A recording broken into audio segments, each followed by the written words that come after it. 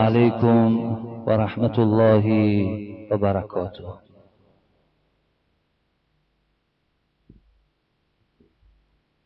بگفت گر با خدا باشی مخور غم. بگفت گر با خدا باشی مخور غم. به چشم خود میار از وهم دلنم. کسی را که نگه دارنده شد هو،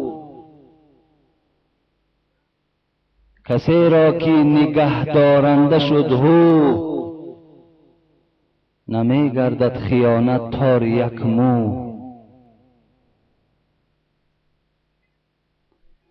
قال الله تبارک و تعالی یا ابن آدم ثلاثة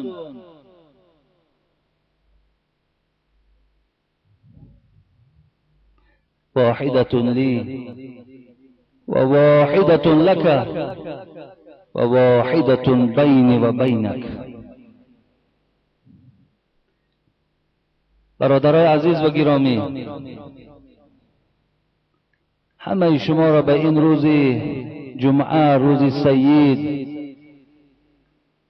این روزی که افضل از این باقی مانده روزهاست، حتی افضلیت دارد از عید رمضان و از عید قربان. این روزی هست که در شرف، در منزلت، در قدر، در ثواب بالاتر از عید رمضان و بالاتر از عید قربان است. شما را به این روز مبارک تبریک و تهنیت میگویم و از پروردگار خواهان او هستم که خداوند محبت این روز جمعه را، عبادت این روز جمعه را همیشه خدا در دل شما، در دل فرزندهای شما، در دل اولاد اجداد شما خداوند همیشه نگه دارد. و از پروردگار خواهان او هستم که خداوند همه آن جمعه هایی که از این بندگان تو ادا می شود خدایا قبولشان بگردانی و خدایا فردای قیامت بندگان جمع می شوند در عرصات که محب نماز جمعه هستند، پیرو نماز جمعه هستند. خدایا فردای قیامت خواهش ما بندگان، امید ما بندگان این است که ما بندگانت را و همه آن بندگانی که این روز را احترام میکنند، این روز را دوست می‌دارند، این روز را منتظرند، خدایا از گروه همان محبان روز جمعه سر بردارند. پروردگارا این ساعت‌های اجابت قبول است، اجابت دعاست. خدای مهربان ما را از جمله همونها گردان. پروردگار گفته بوده است ثلاثة واحدة لی و واحدة لك و واحدة بینی و بینک. این راویش سلمان است که بزار از سلمان روایت میکند. خداوند گفته بوده است سه چیزی هست، یکیش برای من است، دیگرش برای توست ای بندگان خدا، ای فرزند آدم، سومش بین من و بین فرزند آدم است. و اما التی لی، خداوند گفت آن چیزی که از برای من است، تعبدونی ولا تشرکوا بی شیئا، آن چیزی که از برای من است ای فرزند آدم، ای بنده های خدا، الله اعلان دارد این است که مرا عبادت کن و در عبادت بر من کسی را شریک مگردان. پروردگار خطاب دارد دوست می‌دارم بندگان من مرا عبادت کنیم فقط و فقط برای بزرگیم، فقط برای بزرگ بودنم عبادتون کنیم. برای خاطر کسی، برای نشان دادن چشمی کسی عبادت نکن. شاعر میگفت چو به سجده سر نهادم، چو به سجده سر نهادم از زمین صدا برآمد. برای آدمایی که در ذات خدا شریک میارند، برای کسانی که عبادتشان از برای خدا نیست، کسانی که برای همسایه و برای رفیق و برای بیکار ماندن نماز میخوانند، از زمین برای اونا چی صدا می آمده است؟ وقتی تو پیشانیت در زمین می مانده و سبحان ربی الاعلا می گفته، لیکن دل تو این بزرگی خدا را که قبول ندارد، عبادتت که از برای خدا نیست، از زمین خدا به تو چی صدا می آمده است؟ چو به سجده سر نهادم از زمین صدا برآمد که مرا خراب کردی تو به سجده ریایی. ای بنده خدا سرت بردار در من سجده نکن، زیرا سجده تو سجده ریایی است، سجده تو از برای خدا نیست. برای همین سرت بردار که تو مرا خرابم کردی، تو مرا افگارم کردی. سبحان ربی الاعلا میگوی باید وجود تو را ترس فرا گیرد، باید تمام وجود تو نرم شود، ملایم شود که تو کی را سجده داری؟ همون پروردگاری که تو را نظارت دارد، تو را نگاه دارد. تو چگونه خم میشوی، چی نیت در دل میگذاری؟ همشه پروردگار همشه میداند. پروردگار گوی یکم چیزی که برای من از این است که مرا دوست دار، مرا محبوب خودت گردان. در اولی بار پیش از پدرت، پیش از مادرت، پیش از امام خطیبهات، پیش از یار و رفیقات مرا دوست دار. از من بترس، همه کاری که داری فقط و فقط از برای من بکن. پروردگار هم تا گفته است یگان عبادتت بنده خدا، یگان عبادتت بغیر رازگی من نباشه. حالت نماز در چی نماز میخوانین؟ حالت موعظه ده. حالت موعظه وقتی نماز خواندن نیست، وقتی گوش کردن است. امر معروف واجب است، تحیه مسجد مستحب است خواندن.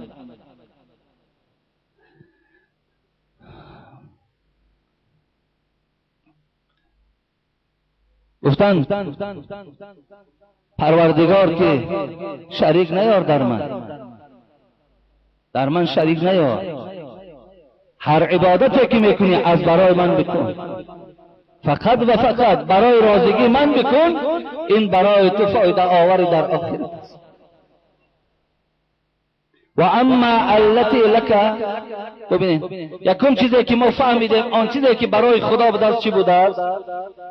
همین بوده است که ما عبادت آمون خاص برای خدا کنیم، برای نمایش نکنیم، برای گفتی حاضره اصطلاح های حاضره برای رکلام نکنیم، فقط و فقط برای خدا کنیم، برای نشان دادن نکنیم. دوم و آن چیزی که از برای توست، فما عملت من عمل الا جزیته به. خداوند گفت آن چیزی که دوم چیزی که برای تو از ای بنده خدا، هر عملی که میکنی من در عمل تو موافق عمل جزات میتونم، موافق عمل پیشگاه خدا. عمل خیر کردی پاداش خیر است، عمل ناجور کردی ناخوب کردی پاداش بد منتظر شد. و اما التي بین و بینک، اما آن چیزی که خداوند فرمود بین من است و بین توست، اون چی است؟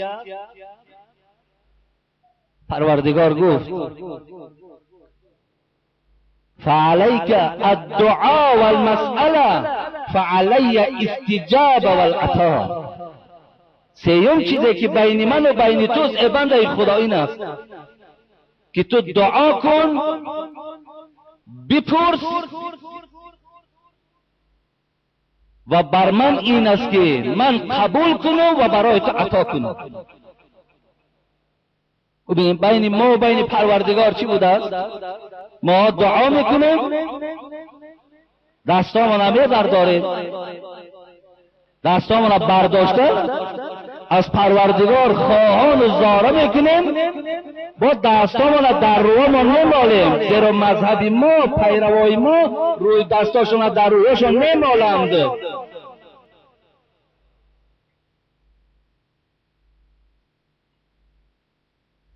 از شما پرسیدن است، خواهش از زاره است، از ما اجابت است و عطا کردن آنچه تو میخواهی.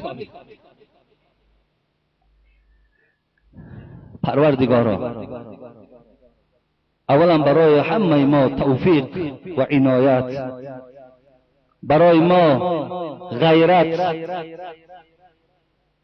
برای ما فهمیش نصیب بگردان که تا که خدایا هر عبادتی که کنیم خالی از شرک باشد، خالی از ریا باشد. عبادتی که باشد که از جانب زمین بیزاری از بنده طلب نکند. و خدایا آن عملهایی که میکنیم ما هممون شاهدی میدیم که در برابر یک نعمت تو 50 ساله و 60 ساله عبادت ما ارزش ندارد. لیکن به هر حال هم باشد خدای مهربان، امید داریم، خواهش داریم که عملها ما قبول بگردیم. ما را عمل جنت نمیبرد، ما را رحمت تو جنت میبرد. به عمل ما نظر نکن، به رحمت خود نظر کن. و خدای مهربان دعا میکنیم عبادت ها ما قبول بگردان. خدایا آرزوها ما حاصل بگردان. خدایا برای ما محبتی از همه مهم و ضرور و اولین درجه محبت ذات خودت است در دل ما همیشه نگهش دار. هم محبتت، هم حیبتت، هم ترس خدایا در دل ما نگه دار. خدایا محبت رسول اکرم صلی الله علیه و سلم که او را ای پروردگار ذات تو هم دوست می داشت، نمی گذاشت که این حبیبت گریه کنه. و این خاطر خدای محبت محمد صلی الله علیه و سلم هم در دل ما زنده نگه دار. ما را خدای پیروی رسول اکرم صلی الله علیه و سلم بگردان. خدایا گذشتگان ما را رحمت و مغفرت کن. خدایا بیماری های ما را شفای کامل نصیب بگردان. خدایا مسافرهای ما به عذاب نیستند، به مشقت نیستند، همه درد و غمشان دور و مرادهاشان حاصل و صحت و سلامت خدایا به خاندانشان برسان. خدایا جمهوری ما را آباد نگه دار. خدایا در جمهوری ما هم همه بدبختی ها، همه کشماکشی ها، همه نافهمی ها را از این جمهوری ما برداشت بگرد. یک دلی و یک فهمی و انصاف و عدل خدا در این جمهوری ما حکمران نگه دار. ربنا افتح بيننا وبين قومنا بالحق وأنت خير الفاتحين آمين يا رب العالمين. شیخ احمد رحمت الله علیه خدا رحمتشان کند، دوستای خدا چه عذابهایی میکشیدند، بازم همین قدر عبادت ها باز اونا ترسان بودن، از خدا میترسیدن، از خاتمه شان میترسیدن که اونا یک لحظه به یاد خدا نبودن. و بالا 8 جنت فوق گردون، به زیرم 7 دوزخ ماند و بیچون.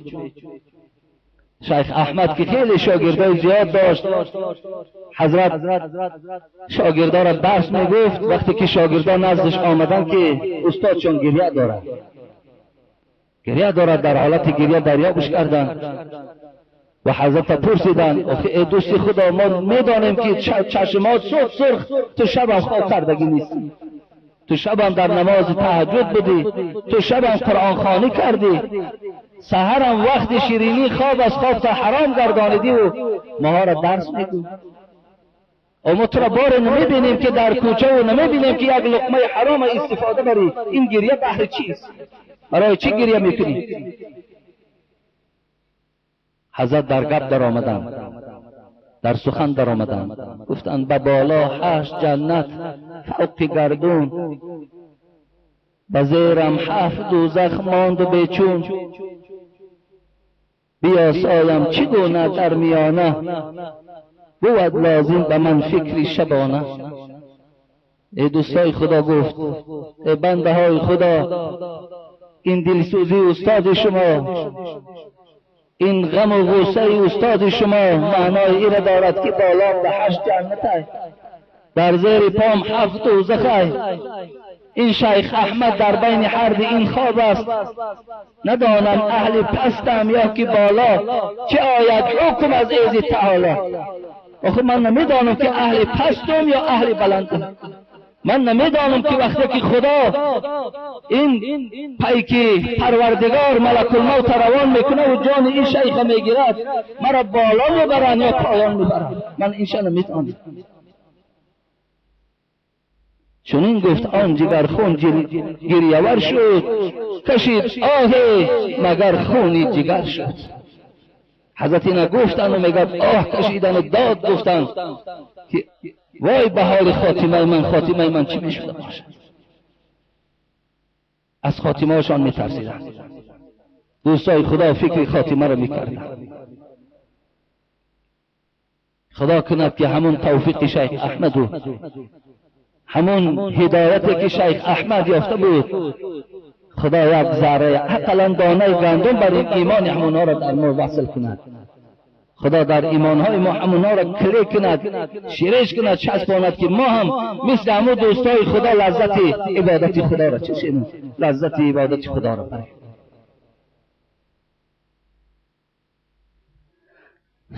الله اکبر.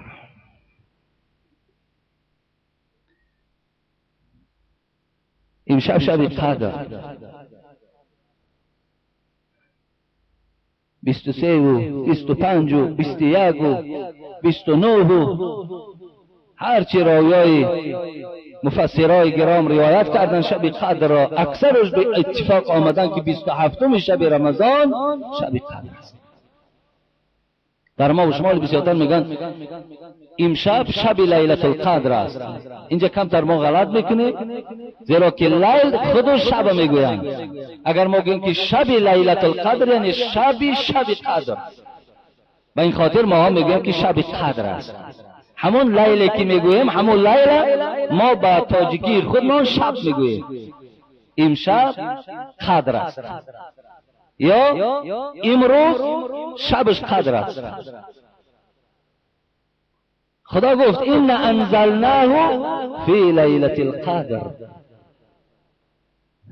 گفته پیروای قرآن، ای کسانی که امروز قرآن میخوانید، ای کسانی که قرآن بوسه میکنید دیده هاتان میمالید، انا همین قرآن ما در همین شب قدر، در همین شب 27 از لوح المحفوظ به آسمان دنیا آوردیم. از آسمان دنیا تدریجاً در دوام 23 سال آیت به آیت بر محمد صلی الله علیه و سلم جبرائیل پایان آورد. همین شب. و ما ادراک ما لیلة القدر، لیلة القدر خیر من الف شهر. خداوند گفت میدانید که شب قدر چیست؟ ای بنده های ما، خدا چی مهربانه برای ما، خداوند چی محب ماست، اینقدر ما را دوست می‌دارد، اینقدر ما را نوازش می‌کند. در هر یک ضعیفترین کار ما را پروردگار با گفته برادرای بیرون از کلاب ما لینچه ثواب می‌دهد، قابچه ثواب برای یک عادی ترین عملی بنده مؤمن میکنه. خدا گفت میدانین همین شب قدر چی شب است ای بنده خدا؟ ولی این شب همه شما را خدا اگر حیات دهد، همین شب شما سپری میشود. شما به این شب شناس شوین این شب چی شب است؟ لیلة القدر خیر من الف شهر. ای بنده های ضعیف، ای بنده های در سهو و در خطا، همین یک شبی که من قام لیلة القدر ایمانا و احتسابا غفر له ما تقدم من ذنبه. حبیب خدا میگوید پیش از آنی که پروردگار من آن مکافاتی که برای ما امشب میدهد بیان کنم، بیان حبیب خدا را گوش کنیم. حبیب خدا گفت کسی این شب را از روی صدق، از روی محبت، از روی اخلاص، از روی دوستداری این شب اگر شب زنده داری کند، با نمازها، با قرائتها، با گوش کردن قرائت و موعظه ها، با نشستن در مسجدها، با گزاردن اعتکافها، اگر کسی که امشب شب تا روز کند، حبیب خدا چی گفتن؟ غفر له ما تقدم من ذنبه. بنده خدا یا خیلی در اینجا 70 ساله این، یا خیلی در اینجا 50 ساله این، یا خیلی شما در اینجا 40 و از 70 هم بالا این. حبیب خدا گفت پروردگار 70 ساله عبادتی تو را، 70 ساله گناهی تو را همشه خطی عوف بالاشان میکشد. تو مثل کودکی نو از مادر به دنیا آمدی، تو نو کودکی که به دنیا آمد یگان گناه نکرده است، حالا که 70 سال تو لغزش داشتی، تو کمبودی داشتی، تو خطا کردی، این شب تو به آب چشم گذراندی. این شب تو قدر چگونه که قدر نام دارد که به خاطر قرآن قدر شده است، همین قدر وقتی که قدر دانستی، پروردگار همون قلم میگیره، ما و شما یک جمله را می نویسیم خطش میزنیم، خداوند همون قلم مغفرت خودش را در بالای 70 ساله گناه و لغزش تو هم خط میزند و اعلان میکند بنده من امشب مثل کودکی که از مادر به دنیا آمده است. برادر عزیز، انصاف بیدار شود، قدر دانسته شود، شب به عبادت، شب به خدا ترسی، شب به چشم کشادن ماها باید که تا روز گذرانیم، زیرا این بشارت از دست ندهیم. زیرا برادر عزیز فردا میدانید که شما به شب قدر میرسید یا نمیرسید. کدام تو دانا هستید که به شب قدر، نه به شب قدر میلش به همین عید قربان میرسید یا نمیرسید. خداوند چی گفت؟ لیلة القدر خیر من 1000 شهر. بنده های من، اینمی یک شبه که شما حال یک شب از ساعتهای گویم که از آفتاب نشستن الک شب حساب میشود، از همین آفتاب نشستن تا گویم صبح دمیدن، وقتی که تو غیرت را واضح خواب کن، خوابت تا بگیر، استراحت تا بکن، وقتی که تو شب زنده داری کردی، در مسجدها رفتی نشستی، موعظه پیشواها و داملاها را گوش کردی، وقتی که صبح که دمید چی شده شد؟ پروردگار گفت خیر من 1000 شهر. من در نامه اعمال تو پروردگار میگوید 84 سال فقط 5 وقت نماز، حج، رمضان، ببینید 5 وقت نماز، نماز جمعه، زکات، حج، در نامه اعمالت می نویسیم که تو 84 سال پایبند همین عمل ها بودی. 84 سال تو زکات دادی، تو 84 سال حج کردی، 84 سال 5 وقت نماز با جماعت خواندی، هدیه همراه در نامه اعمالت می نویسیم. مهربانی خدا را ببین. در یک شهر حضرت امام ابو حنیفه رحمت الله علیه رئیس مذهب ما و شما، حضرت بیان میکنن که شب ندیدیم که حضرت چشمش پوشیده باشه. اگه وقتی که ما دعوای مذهب امام ابو حنیفه کنیم، ما مخلصا و محبای ابو حنیفه باشیم، برای چی پیروی این بزرگی خدا که این بزرگی خدا هم سرچشمش از کجا بود؟ سرچشمش همین قرآن است، همین حدیث های رسول اکرم است. آب رو ابو حنیفه از کجا یافت؟ از قرآن، از حدیث، از اسلام یافت. اگر ما پیروای او حضرت که تا مردنش بشارت در زندان بودن شب خواب نمیکرد، زندانی بود. اما در همه حالتهای کشاده، در این شرایطی که امروز خداوند برای ما و شما فراهم آورده است، امروز این قدری حکومتدارا را ببین، هر شب چراغا برای ما روشن میکنند، آبها ما را داده استند، گازها ما را کشاده کردند در بعضی جاها. یعنی مقدار آن شرایطی که از همه شرایط ما را قریب مهیا دارند. اگر در همین خیل شرایط ما که اگر یک شب زنده داری نکنیم، آیا همین از روی انصاف است؟ البته به انصافی است.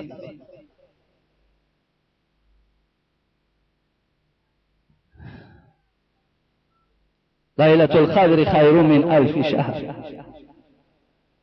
از 1000 ماه یک شب عبادتش به 1000 ماه برابر. که من این را حساب کردم به حسابها قریب 84 سال دارم. تنزل الملائکة والروح فيها بإذن ربهم من كل امر. خداوند می‌فرماید ما در این شب از فرو رفتن آفتاب تا طلوع صبح ملائکه های من فوج فوج به زمین می‌پراید. ملائکه های رحمت خدا امشب فوج فوج توده توده بالای این زمین ما و شما را می‌پراید. سلام هی حتی مطلع الفجر. خداوند گفت این ملائکه هایی که من میفرستم، این لشکرهایی که من دارم، اینها را وقت میفرستم فقط وظیفه اینها این است. بنده خدا وظیفهشان این است که در کدام خانه‌ای که کسی که شب زنده داری دارد، کسی در کدام مسجد نشسته و این پایبند عبادت است، این ملائکه ها با وی نظر میکردند و میگفتند السلام علیکم و رحمت الله و برکاته. هر یک فرشته رحمت با تو سلام میگوید، با تو سلام میگوید هر یک فرشته رحمت.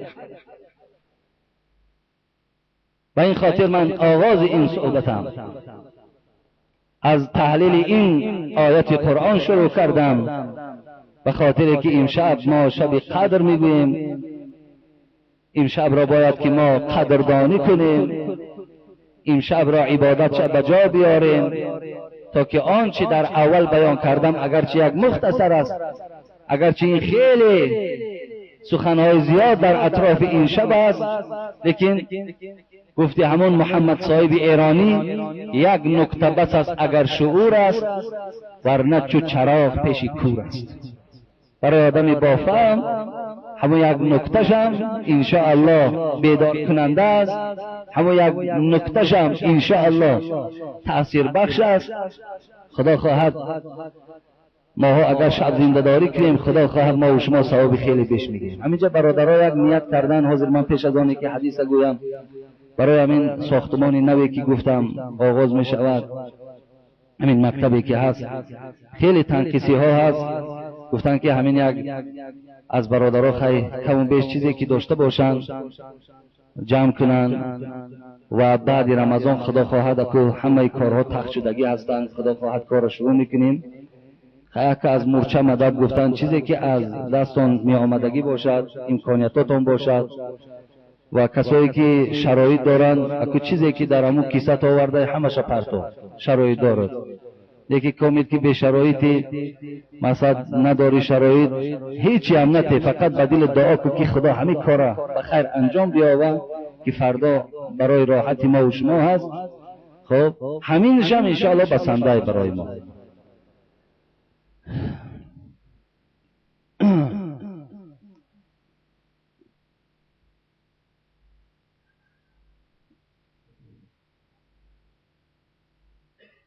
این جمعه آخران از جمعه ماه رمضان هست.